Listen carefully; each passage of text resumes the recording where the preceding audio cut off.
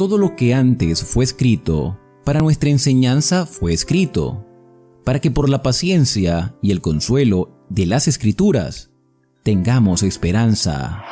Romanos 15:4. Enero 13, Génesis 37 al 39. En el nombre del Padre, y del Hijo, y del Espíritu Santo. Amén. Espíritu Santo, ilumina nuestro entendimiento, para que al leer o estudiar la Sagrada Escritura, sintamos la presencia de Dios Padre que se manifiesta a través de tu palabra. Abre nuestro corazón para darnos cuenta del querer de Dios y la manera de hacerlo realidad en nuestras acciones de cada día. Instrúyenos en tus sendas para que, teniendo en cuenta tu palabra, seamos signos de tu presencia en el mundo. Amén. Jacob se estableció en el país cananeo, la tierra donde había residido su padre. Esta es la historia de la familia de Jacob. José tenía 17 años y pastoreaba el rebaño con sus hermanos.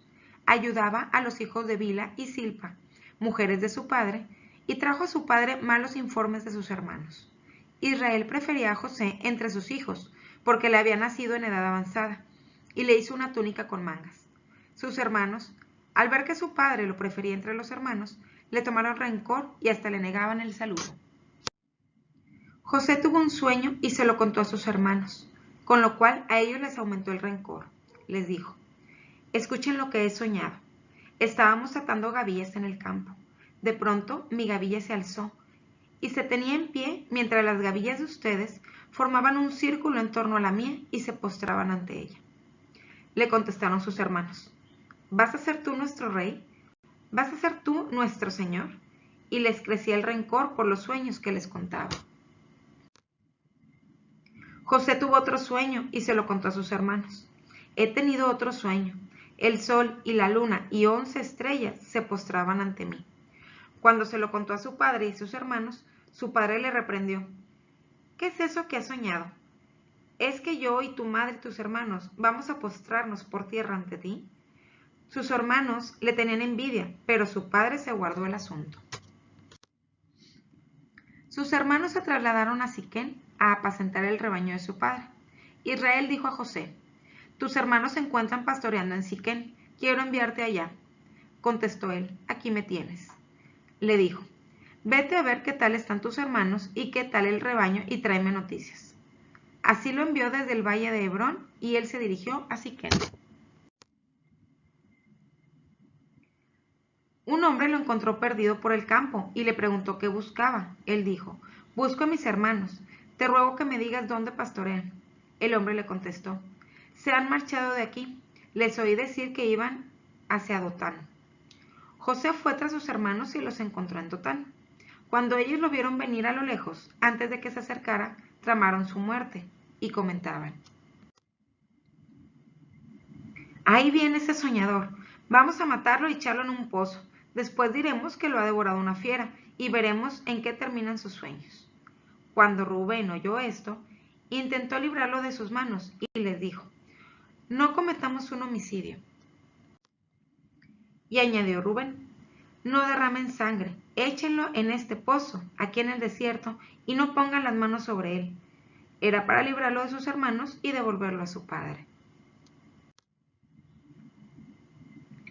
Cuando José llegó a donde estaban sus hermanos, ellos le quitaron la túnica con mangas que llevaba, lo agarraron y echaron en un pozo. Era un pozo vacío, sin agua. Después se sentaron a comer. Levantando la vista, vieron una caravana de ismaelitas que transportaban en camellos goma de aromas, bálsamo y resina de Galaad a Egipto. Judá propuso a sus hermanos: ¿qué ganamos con matar a nuestro hermano y echar tierra sobre su sangre? Vamos a venderlo a los ismaelitas y no pongamos las manos en él, que al fin es hermano nuestro, de nuestra carne y sangre. Los hermanos aceptaron. Al pasar unos mercaderes medianitas, retiraron a José del pozo y lo vendieron a los ismaelitas por 20 pesos de plata. Estos se llevaron a José a Egipto. Entretanto, Rubén volvió al pozo, y al ver que José no estaba en el pozo, se rasgó las vestiduras. Volvió a sus hermanos y les dijo: el muchacho no está, y yo, ¿a dónde voy yo ahora? Ellos tomaron la túnica de José, degollaron un cabrito, empaparon en sangre la túnica y enviaron la túnica con manchas a su padre con este recado: hemos encontrado esto, mira a ver si es la túnica de tu hijo o no. Él, al reconocerla, dijo: es la túnica de mi hijo, una fiera lo ha devorado, ha descuartizado a José. Jacob se rasgó las vestiduras, se vistió de luto y estuvo mucho tiempo en duelo por su hijo. Vinieron todos sus hijos e hijas para consolarlo, pero él rehusó el consuelo diciendo: bajaré a la tumba haciendo duelo por mi hijo. Su padre lo lloró, y los medianitas lo vendieron en Egipto a Putifar, ministro y jefe de la guardia del faraón. Capítulo 38. Por aquel tiempo, Judá se apartó de sus hermanos y se fue a vivir con un tal Hira adulamita. Judá vio allí una mujer cananea llamada Sua. La tomó por esposa y tuvo relaciones con ella. Ella concibió y dio a luz un hijo y lo llamó Volvió a concebir y dio a luz a un hijo y lo llamó Onán. De nuevo dio a luz un hijo y lo llamó Sela. Estaba en Casib cuando dio a luz.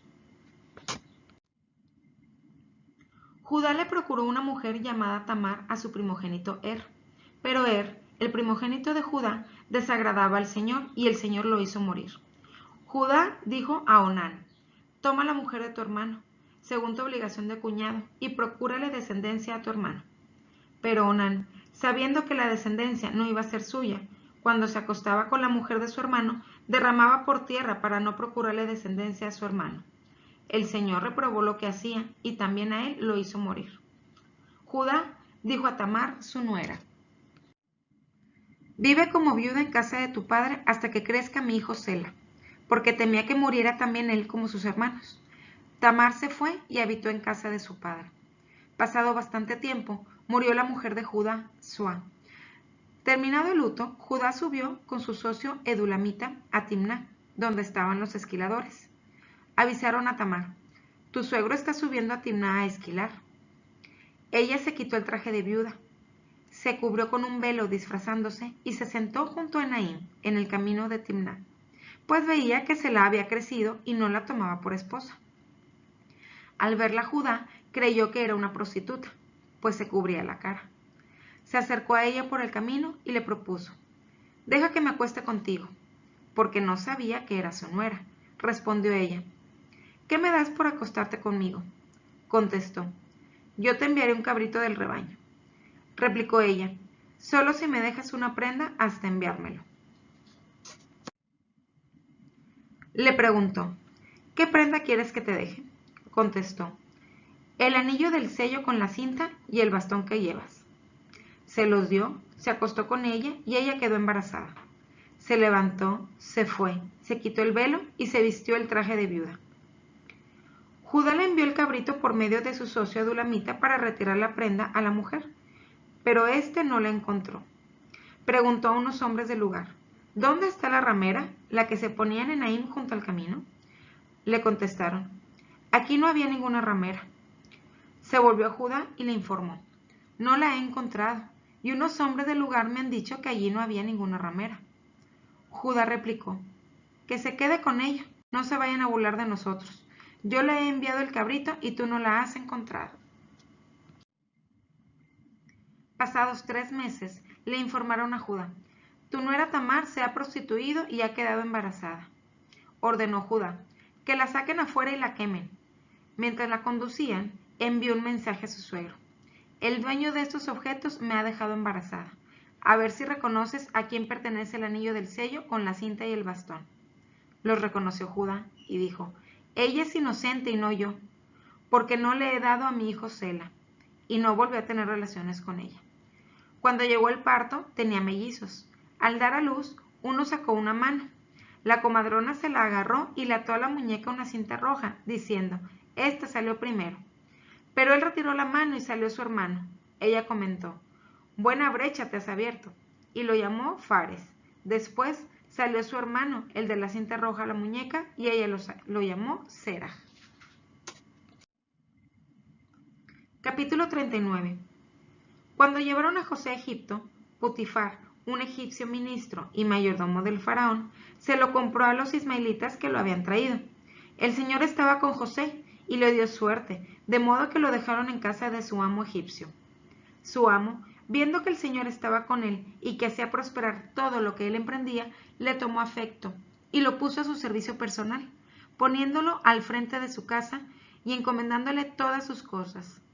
Desde que lo puso al frente de la casa y de todo lo suyo, el Señor bendijo la casa del egipcio en atención a José, y vino la bendición del Señor sobre todo lo que poseía, en casa y en el campo. Putifar lo puso todo en manos de José, sin preocuparse de otra cosa que del pan que comía. José era guapo y de buena presencia. Pasado cierto tiempo, la mujer del amo puso los ojos en José y le propuso: acuéstate conmigo. Él rehusó, diciendo a la mujer del amo: mira, mi amo no se ocupa de nada de la casa, todo lo suyo lo ha puesto en mis manos. No ejerce en casa más autoridad que yo, y no se ha reservado nada sino a ti, que eres su mujer. ¿Cómo voy a cometer yo semejante crimen pecando contra Dios? Ella insistía un día y otro para que se acostase con ella o estuviese con ella, pero él no le hacía caso. Un día de tantos, entró él en casa a despachar sus asuntos, y no estaba en casa ninguno de los empleados. Ella lo agarró por el traje y le dijo: acuéstate conmigo. Pero él soltó el traje en sus manos y salió fuera corriendo. Ella, al ver que le había dejado el traje en la mano y había corrido afuera, llamó a los criados y le dijo: miren, nos ha traído un hebreo para que se aproveche de nosotros. Ha entrado en mi habitación para acostarse conmigo, pero yo he gritado fuerte. Al oír que yo levantaba la voz y gritaba, soltó el traje junto a mí y salió afuera corriendo. Y retuvo consigo el manto hasta que volviese a casa de su marido, y le contó la misma historia. El esclavo hebreo que trajiste ha entrado en mi habitación para aprovecharse de mí. Yo alcé la voz y grité, y él dejó el traje junto a mí y salió corriendo. Cuando el marido oyó la historia que le contaba a su mujer: tu esclavo me ha hecho esto, enfureció. Tomó a José y lo metió en la cárcel donde estaban los presos del rey. Así fue a parar a la cárcel. Pero el Señor estaba con José. Le concedió favores e hizo que cayese en gracia al jefe de la cárcel. Este encomendó a José todos los presos de la cárcel, de modo que todo se hacía allí según su deseo. El jefe de la cárcel no vigilaba nada de lo que estaba a su cargo, pues el Señor estaba con José, y cuanto éste emprendía, el Señor lo hacía prosperar.